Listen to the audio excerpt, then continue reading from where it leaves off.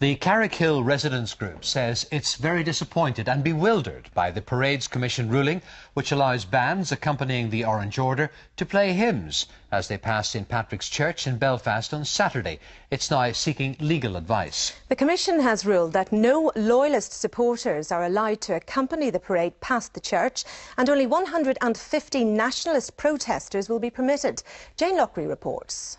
Shortly after midday, the Carrick Hill residents group, together with the parish priest and local politicians, emerged from the community centre, determined to seek legal advice over the just published Parades Commission's determination, which states that the 14 bands will play only hymns past both St Patrick's Church and St Matthew's Church on the Newtonards Road. No supporters will be allowed to accompany the around 2,000 Loyal Order members along Donegall Street, where violence erupted at the end of August, and a planned protest by Carrick Hill residents will not number more than 150 people.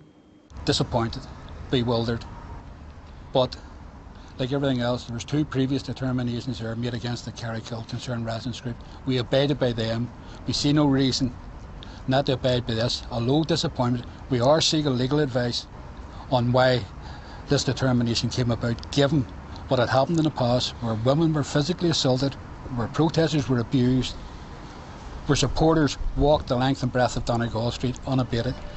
All this community has asked for here, and let me make this abundantly clear. We have no objections to the marchers coming down Clifton Street, none whatsoever. All we are asking for is respect for our community and respect for our church. That's all we are asking for. Father Michael Sheehan also reacted to comments by the Orange Order that on 2 occasions Frank Dempsey, in his capacity as chairman of the residents group, had been invited to join in their conversations about Ulster Covenant Day, which he declined. I have said nothing about the quiet conversations. I intend to keep that confidentiality.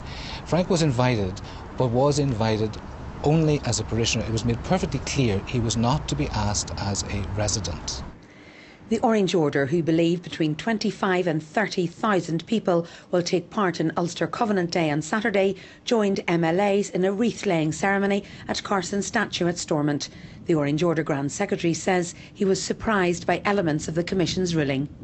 I understand there's a determination in respect of the Newtonards Road, which seems a little bit unexpected to us. So we'll have to have a look at that this afternoon, this evening. Both Sinn Féin and SDLP MLAs who were at the meeting in Carrick Hill again called for face-to-face talks with residents, insisting there is still time to reach an agreement.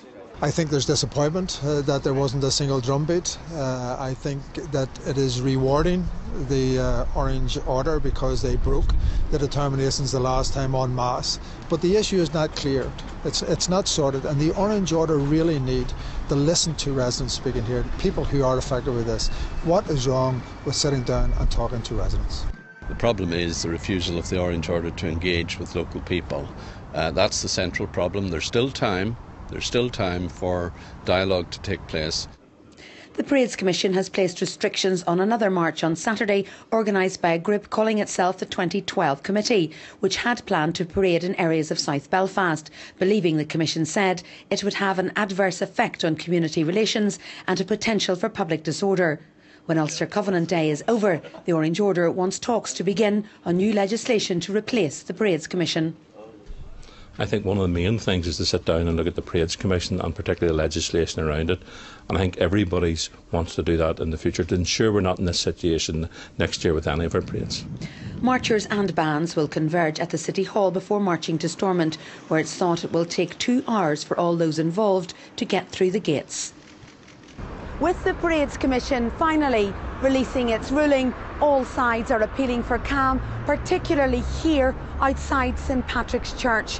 There have also been calls for people to act with dignity, given that there will be so many on the streets to commemorate Ulster Covenant Day. Jane Lockery, UTV Live, North Belfast. Well, also today, a High Court judge warned that rioting over a disputed parade in Belfast threatens anarchy in society. Mr Justice McCluskey also said those involved in an onslaught of violence close to a nursing home at the beginning of this month had terrorised the elderly and put people's lives at risk. His assessment came as bail was refused to Dale Mason, who's 24 and from Hopewell Avenue in the city, who's accused of being at the centre of the trouble.